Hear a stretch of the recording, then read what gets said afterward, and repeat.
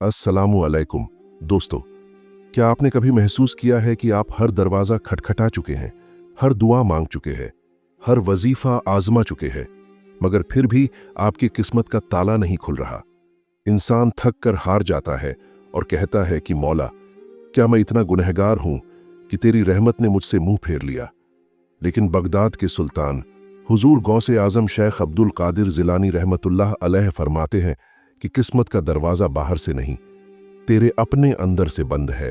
आज की यह दास्तान सिर्फ एक कहानी नहीं है, यह आपकी रूह का इलाज है। आज हम जिक्र करेंगे उन 4 खुफिया तालों का जिनके बारे में दुनिया का कोई अमीर या कोई वजीर नहीं जानता। ये वो ताले हैं जो अगर बंद रहे तो अर्श से उतरती रहमतें भी आप तक नहीं पहुंच पाती। आज की यह वीडियो आपकी बंद तकदीर की चाबी साबित हो सकती है। अगर आप भी अपनी तड़पती हुई रूह को सुकून देना चाहते हैं और अपनी बंद किस्मत को खुलता हुआ देखना चाहते हैं, तो आज की यह दास्तान आखिर तक जरूर सुनना, क्योंकि इसका हर लफ्ज आपकी सोई हुई तकदीर को जगाने की ताकत रखता है। चलिए शुरू करते हैं गौस ए आजम के उन पोशीदा राजों का सफर। बगदाद की वह सर्द रात आज भी तारीख के सीने में दफन है। आसमान पर बादल छाए थे और हवाओं में एक अजीब सी सिसकी सुनाई देती थी। शहर की गलियों में सन्नाटा था, मगर खानकाह ए कादरिया के बाहर एक शख्स मलबे की तरह पड़ा था। उसका नाम आरिफ था। आरिफ कभी उस शहर का सबसे बड़ा ताजिर था। उसके पास दौलत थी, नाम था, रुतबा था, मगर आज उसके पास सर छुपाने को छत तक न थी। वह अपनी हर कोशिश में नाकाम हो चुका था। उसने हर दरवाजा खटखटाया, हर वजीफा पढ़ा, हर दुआ मांगी, मगर उसकी तकदीर का ताला न खुला। आरिफ के चेहरे पर छाई मायूसी यह बता रही थी कि उसने हार मान ली है। वह आसमान की तरफ सर उठाकर बोला, या अल्लाह, क्या मैं इतना बुरा हूं कि तूने मुझसे मुंह फेर लिया? क्या मेरी किस्मत में सिर्फ दर दर की ठोकरें लिखी हैं? अभी उसके लफ्ज फिजा में गूंज ही रहे थे कि खानकाह का भारी लकड़ी का दरवाजा एक आवाज के साथ खुला। अंदर से एक बुजुर्ग बरामद हुए। उनके चेहरे पर ऐसा नूर था कि रात का अंधेरा भी शर्मा जाए। उनके माथे पर इबादत का चमकता हुआ निशान था और आंखों में ऐसी रहमत थी जैसे सारा समंदर सिमट आया हो। वह बुजुर्ग आरिफ के करीब आए और उसके कंधे पर हाथ रखा। आरिफ ने सर उठाया तो उन बुजुर्ग की आंखों में देखते ही उसे अपनी रूह कांपती हुई महसूस हुई।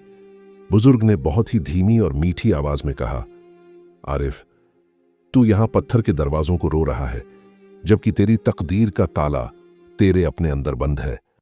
आरिफ तड़प कर बुजुर्ग के कदमों में गिर गया। वह जार जार रोने लगा। उसने कहा, हुजूर, मैं सब हार चुका हूं। लोग कहते हैं कि गौस ए आजम के दर से कोई खाली नहीं जाता। क्या मुझ जैसे गुनहगार के लिए भी यहां कोई रास्ता है? मेरी किस्मत क्यों नहीं बदलती? बुजुर्ग मुस्कुराए और बोले, बेटा, किस्मत पत्थर की दीवार नहीं है जिसे हथौड़ों से तोड़ा जाए। किस्मत तो वह नूर है जो रूह की पाकीज़गी से फूटता है। तू कहता है कि तूने हर कोशिश की, मगर तूने वह 4 ताले नहीं पहचाने जो तेरी रूह को जकड़े हुए हैं। जब तक ये 4 खुफिया ताले नहीं टूटेंगे, तू चाहे 7 समंदर के आंसू बहा ले, तेरी तकदीर का सूरज नहीं निकलेगा। आरिफ की धड़कनें रुक सी गई। उसने पुकारा, हुजूर, वह कौन से ताले हैं? मैं अपनी जान दे दूंगा, मगर उन तालों को खोल कर रहूंगा। बुजुर्ग ने आरिफ को अपने करीब बिठाया और बोले, बेटा, जान देने से ताले नहीं खुलते, बल्कि अपनी अना को मारने से खुलते हैं। गौस ए आजम शेख अब्दुल कादिर जिलानी रहमतुल्लाह अलैह फरमाते हैं कि इंसान अपनी बदकिस्मती का रोना रोता है, मगर वह यह नहीं देखता कि उसने खुद अपने हाथों से अपने दिल पर पहरे लगा रखे हैं। आज की यह रात गवाह है कि अगर तूने इन 4 तालों की हकीकत समझ ली, तो कल का सूरज तेरी कामयाबी की गवाही देगा। आरिफ ने सर झुकाकर कहा, हुजूर, मैं सुनने को तैयार हूं। मेरी रूह प्यासी है। मुझे वह राज बता दे जो मेरी इस उजाड़ जिंदगी को फिर से आबाद कर दे। बुजुर्ग ने अपनी तस्बीह रोकी और पहले ताले का जिक्र छेड़ा। उन्होंने कहा, आरिफ, पहला ताला है गैर अल्लाह की उम्मीद। तू दुआ अल्लाह से मांगता है, मगर तेरा दिल यह सोचता है कि फलां दोस्त मेरी मदद कर देगा, फलां अमीर शख्स मेरा काम करा देगा। तू नाम रब का लेता है, मगर सहारा बंदों का ढूंढता है। याद रख, जब तक तेरे दिल में अल्लाह के सिवा किसी और से उम्मीद का एक धागा भी बाकी है, तेरी किस्मत का यह पहला ताला कभी नहीं खुलेगा। अल्लाह अपने बंदे को तब तक आजमाता है जब तक वह पूरी तरह बंदों से मायूस होकर सिर्फ अपने रब का ना हो जाए। आरिफ का जिस्म कांपने लगा। उसे अपनी पूरी जिंदगी एक आईने की तरह साफ दिखने लगी। उसे याद आया कि वह हर दुआ के बाद लोगों की तरफ कैसे उम्मीद भरी नजरों से देखता था। उसे अपनी गलती का एहसास होने लगा। अभी तो यह सिर्फ शुरुआत थी। बुजुर्ग ने अभी 3 और बड़े राज खोलने थे। आरिफ को लग रहा था कि उसका सीना फट जाएगा। आरिफ की आंखों से आंसू थमने का नाम नहीं ले रहे थे। उसे महसूस हो रहा था कि अब तक वह जिस अंधेरी गुफा में कैद था, वहां आज पहली बार किसी ने नूर की एक किरण दिखाई है। बुजुर्ग ने आरिफ के सर पर हाथ फेरा। खानकाह के मीनारों से टकराकर आने वाली हवा अब और भी ठंडी हो चुकी थी। बुजुर्ग ने अपनी आवाज को थोड़ा गहरा किया और बोले, आरिफ, पहला ताला तो तूने पहचान लिया, मगर अब दूसरे ताले की हकीकत सुन। यह ताला पहले से भी ज्यादा मजबूत है, क्योंकि इसे तूने खुद अपने पछतावे की जंजीरों से बनाया है। बुजुर्ग ने कहा, बेटा, दूसरा ताला है माजी का मातम। आरिफ ने सर उठाकर देखा। उसके दिल में एक टीस उठी। बुजुर्ग ने बात जारी रखते हुए कहा, तू आज में नहीं जीता, तू कल के मलबे के नीचे दबा हुआ है। तू हर लम्हा यह सोचता है कि काश मैंने वह गलती ना की होती, काश मैं वह फैसला ना लेता, काश मैं उस दिन वहां ना जाता। याद रख, यह काश का लफ्ज वह जहर है जिसे शैतान तेरे दिल में घोलता है। गौसे आजम रहमतुल्लाह अलैह फरमाते हैं कि जो बीत गया वह अल्लाह की मर्जी थी, और जो होने वाला है वह अल्लाह की रहमत होगी। मगर तू है कि मरे हुए कल का मातम मनाकर अपने आने वाले कल का दरवाजा खुद बंद कर रहा है। आरिफ को ऐसा लगा जैसे किसी ने उसके सीने पर रखा हुआ बरसों पुराना बोझ हटा दिया हो। वह वाकई अपनी पुरानी नाकामियों को याद कर करके अपनी रूह को थका चुका था। वह हमेशा खुद को कोसता रहता था। वह अपनी हर दुआ में अल्लाह से माफी तो मांगता था, मगर खुद को माफ नहीं कर पाता था।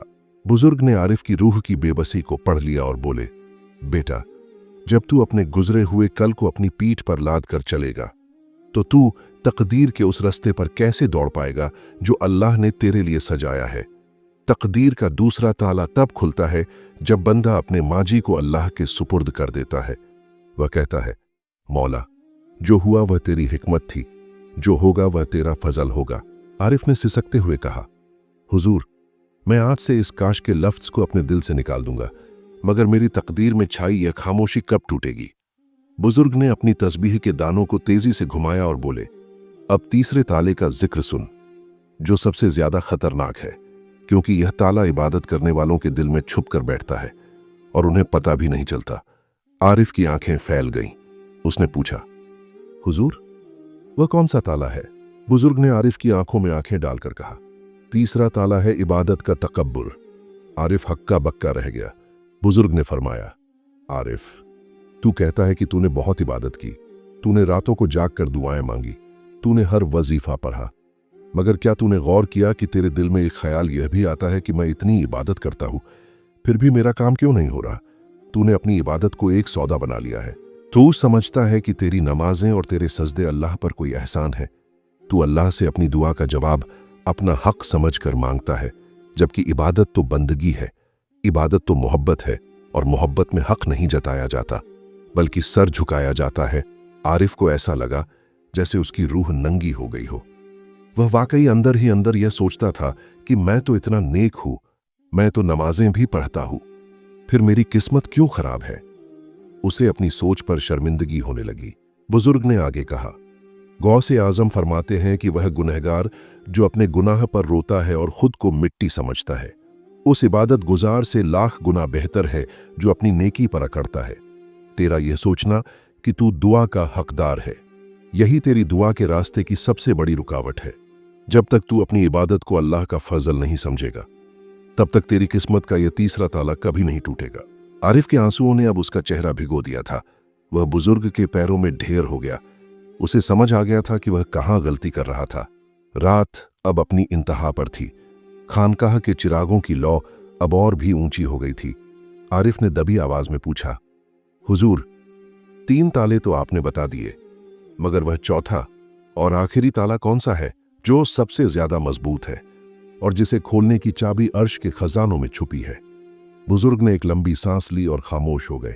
फिजा में एक अजीब सा इबादत वाला सन्नाटा छा गया। आरिफ को लग रहा था कि अब उसकी जिंदगी का सबसे बड़ा राज खुलने वाला है। आरिफ की सिसकियां अब खामोश हो चुकी थीं, मगर उसके दिल में एक ऐसा तूफान बरपा था जिसकी लहरें उसकी रूह को झकझोर रही थीं।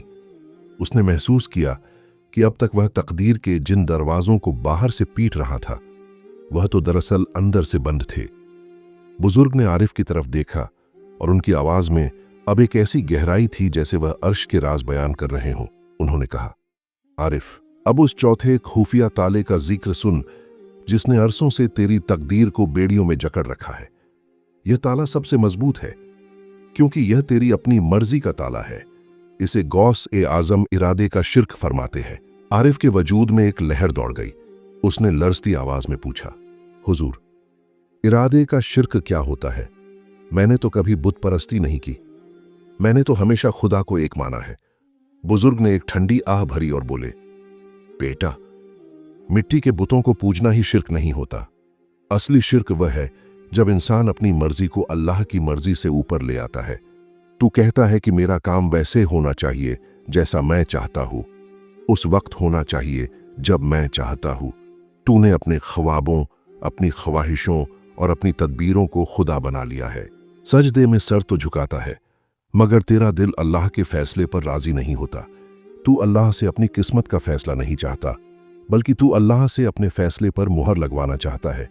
जब तक तू अपनी मर्जी का बुत नहीं तोड़ेगा और अल्लाह की रजा के सामने मुर्दे की तरह बेबस नहीं होगा, तब तक तेरी किस्मत का यह चौथा और सबसे मजबूत ताला कभी नहीं खुलेगा। आरिफ को ऐसा लगा जैसे उसके वजूद की सारी दीवारें गिर गई हों। उसे याद आया कि वह हर दुआ में अल्लाह को मशवरे देता था। वह अल्लाह को बताता था कि उसके लिए क्या बेहतर है। वह कभी उस रब के फैसले पर चुपचाप खड़ा नहीं हुआ था। बुजुर्ग ने आगे फरमाया, गौस ए आजम शेख अब्दुल कादिर जिलानी रहमतुल्लाह अलैह फरमाते हैं कि ए इंसान, जब तक तेरे अंदर एक बाल बराबर भी अपनी मर्जी बाकी है, तब तक तू विलायत और रूहानी सुकून की खुशबू भी नहीं पा सकता। तू कहता है कि मेरी दुआ कबूल नहीं होती, मगर तू यह नहीं देखता कि तेरी दुआ में तेरी अना छुपी हुई है। तू खुदा को हाकिम नहीं बल्कि अपना ताबे बनाना चाहता है। किस्मत तब खुलती है जब तू अपनी हस्ती को मिटा देता है और कहता है, मौला, वैसे कर जैसे तू राजी है, उस वक्त कर जब तू राजी है, और अगर तू राजी नहीं तो मेरी ख्वाहिश को ही मेरे दिल से मिटा दे।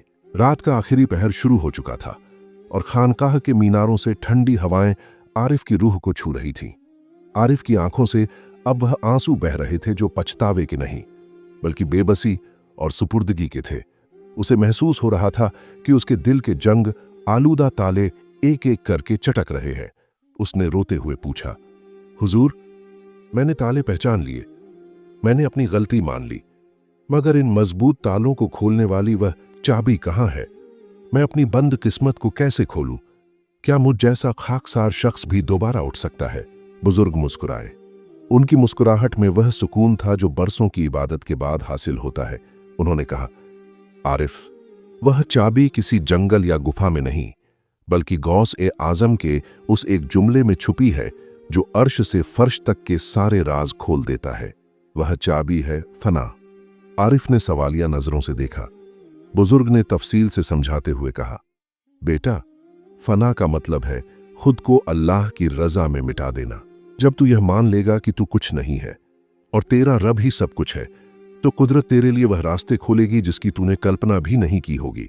तकदीर का दरवाजा तब खुलता है जब मांगने वाला मिट जाता है और सिर्फ देने वाला बाकी रह जाता है। बुजुर्ग ने आरिफ का हाथ पकड़ा और उसे खानकाह के अंदर ले गए। वहां सन्नाटा था, मगर एक अजीब सी रूहानी खुशबू फैली थी। उन्होंने कहा, आज की रात तूने जो राज सुने हैं उन्हें सिर्फ कानों से नहीं, अपने दिल में उतार ले। गौस ए आजम की तालीम का निचोड़ यही है कि इंसान जब अपनी मई को मार देता है, खुदा उसे अपनी पहचान अता कर देता है।